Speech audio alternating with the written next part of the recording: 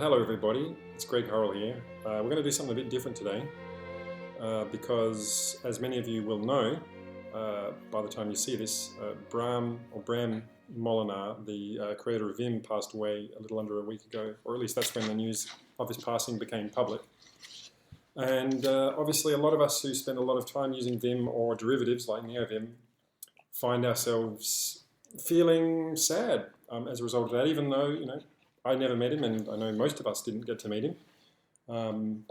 He nevertheless made something quite amazing that ended up, in many cases, changing our lives. So I guess I just want to take the opportunity to process some of the feelings that I've had and maybe other people have had as a result of this happening, and just make some observations about what it's like when software luminaries pass away like this. And so, it's not the first time, obviously, that a Hacker News item has risen to the top of the page saying, such and such has died. Somebody who created some fundamental data structure or piece of software or, laid in place some important innovation. And I don't know, these are often, they're reminders of our own mortality and that life doesn't go on forever. Life is short, it's finite, and we should obviously make the most of the time that's allotted to us on this planet. And it can sometimes be quite sad to think, when these people die young, that they could have enjoyed a longer life, and that really all that remains once they're gone is this software legacy or a legacy of their idea. And of course, those feelings came up. They've come up for me in the past. When someone like Dennis Ritchie dies, he was the co-creator of the C language. It feels like the world has lost somebody. More recently than that, I remember someone like Joe Armstrong, creator of Erlang. Now, I've never written an Erlang program in my life. I know a bit about Erlang. But when he passed away, which I think was in 2019, I remember feeling sad because I followed him on Twitter and I used to see him interact with other people. He was a nice guy. He was, I think, in his late 60s at the time, and he never stopped being curious. He continued to be humble, despite being somewhat of a giant, internet famous in the programming world. He was humble, he asked questions, and one day he was just gone. And that was sad. But when the news of Bram dying arrived, I felt much more emotional about it than I had for pretty much compared to any other time when someone famous in the software world has passed away. And it's because Vim is so important in my life. I've heard a lot of people say since this time that Bram changed their life, and in many cases it's not an exaggeration to say that. So there's the practical level where I spend hours a day in Vim, whether it be writing code, writing notes, well, those are the two main things I do. Writing commit messages. So I live inside Vim. But it's not only that, it's also the fact that, for example, in terms of my professional career, one of the inflection points was when a Vim plugin that I made led somebody at a startup to pass my name to a recruiter. And so I got on a list because of something I'd done inside Vim. That job, that list led to me being recruited, it led to me moving to the United States, which in turn exposed me to startup culture and a lot of really smart people who taught me a huge amount, which in turn led to me getting a job at Facebook, which in turn led to me learning even more and having what was undoubtedly the best job I've had in my life so far. And, obviously in a very indirect way, you can say that those years of my life, a non-trivial amount, started in some sense with Vim. Obviously, there are chains of causality and there are multiple inputs that can cause any given outcome, but Vim was one of the links in the chain. And since then, since leaving America and leaving Facebook, having had that experience has opened other doors to me. And that, for example, is one reason why I'm working at GitHub now. I don't think I would have gotten that job if I hadn't previously had the experience at a FANG company. So in that sense, Vim really did change my life. And then there are probably more subtle senses in terms of Vim being an object of study as a software development community, how to run an open source project. I'm not saying that the Benevolent Dictator for Life model is the best way to run an open source project, but it provides an interesting case study. And obviously, apart from being a very talented programmer, one thing that Bram was very exceptional at, despite his flaws, was building some kind of large community, a dedicated, interested community that was durable over time.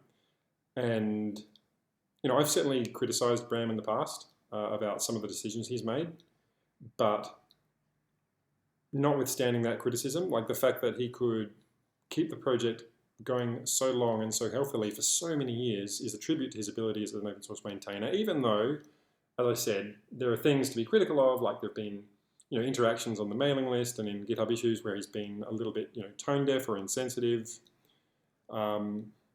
And I guess that's the double-edged sword of being good at saying no, because on the one hand, like being good at saying no is one of the reasons why Vim is so good, because it didn't become like a kitchen sink of every possible bad idea out there, because he was so good at politely declining contributions that didn't further the sensible goals that he had for the project. But obviously the flip side of that coin, just to like mix my metaphors, is that sometimes saying no, he'd come across as harsh and inflexible. And in large part, the fact that Neovim exists at all is due to Bram's lack of openness, really, to accepting large directional changes. And I think, Neovim's vibrance as an open source community demonstrates that there are multiple valid paths to success. So, Vim didn't go away, it continued to thrive, but Neovim also thrived, developed using a very different model, and still somehow has managed to retain the core values that really made Vim great. Obviously, it's still a modal editor. It still is in some sense minimal, but it's just gotten a lot better. And so, the whole Neovim thing is, I guess it's an unfortunate side effect, or maybe that's not the right way to say it. It's a hint at what Vim could have been. Like Vim is great, but it could have been even greater. But of course, now we'll see what happens. I mean, this might end up being like the Rails MERB split that you might remember from, I think it was the early 2000s, like within a few years of Rails springing into existence. A splinter group, a kind of faction, cleaved itself away from Rails, started making different architectural decisions, and eventually that fork was resolved by re-merging the two projects together into one. And maybe something like that could happen in the future with Vim and Neovim. And I think competition's a good thing, but I also think that the kind of competition that we've seen between Vim and Neovim is kind of fruitless competition, because Neovim ended up doing a lot of innovation that then led Vim to copy that innovation, but sometimes in an unnecessarily divergent way. So an example that would be Neovim embracing Lua, which is a great language and a fast one. Vim could have just done that, but instead Bram chose to implement Vim Script 9, which is a bespoke programming language that you can only use in Vim. That's an example of one of the decisions that I've been critical of in the past. And so that kind of competition, it just seemed a little bit wasteful. It's not like it really did produce a rich choice, a diversity of options for programmers to choose from. It was really just, wasteful. So that could potentially resolve. No, I don't know if it's certainly not in the short term, but maybe on the span of 2 to 3 years, we might see maybe Vim and Neovim converging a bit more and maybe eventually becoming one thing again. Whether or not they do, I'll keep using Neovim for the foreseeable future, because I think its current trajectory is more favourable given the more plural community that it has involved in its development. But I guess one other thing that I wanted to comment on about Bram passing away is, I noticed this outpouring of emotion from people. I personally wanted to wait a few days before I spoke publicly about it, because I just wanted time to process my feelings.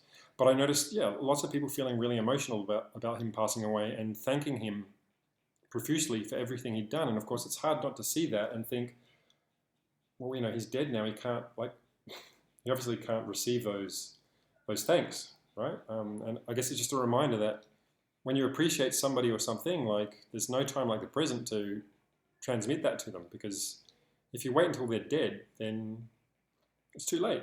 A lot of people have said that they're going to donate to the charity. I think it's UCCF, which is a child development fund or something like that in Uganda, that Bram always championed. And that's good. I mean, that's a good outcome.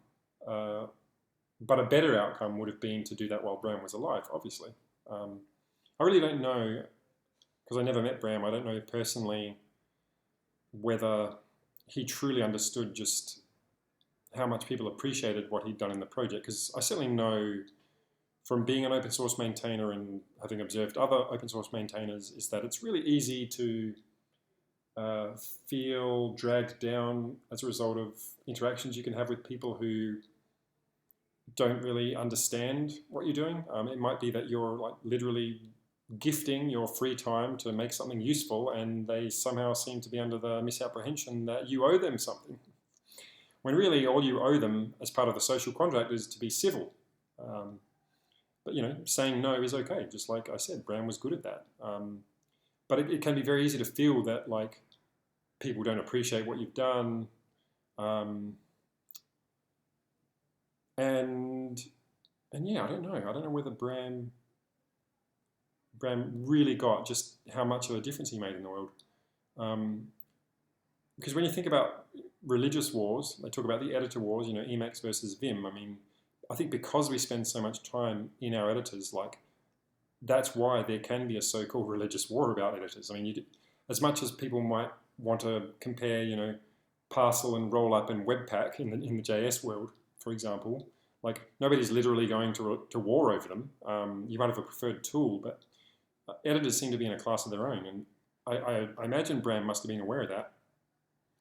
And I guess I hope he was, but I also get the sense that he probably worked on Vim because it was useful to him. I mean, that's one of the reasons why I work on my stuff, although I don't have any projects that are anywhere near as successful as Vim. But the notion that you build something for the pleasure of making something good, but not only that, something that you yourself find useful.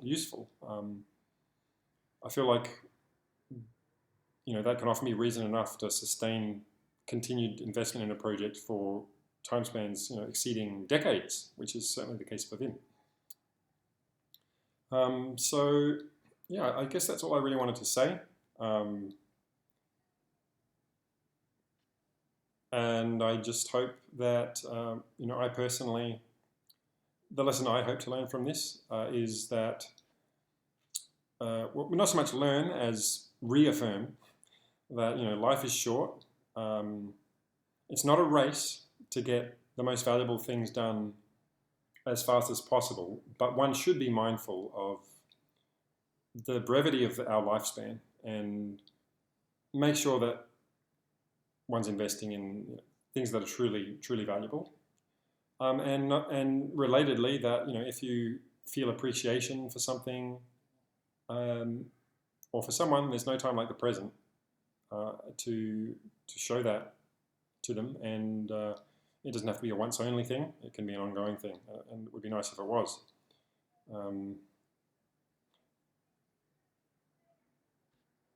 Yeah, I guess that's all I got to say. So thanks for listening, and maybe next time I do a screencast, it'll be more programming oriented.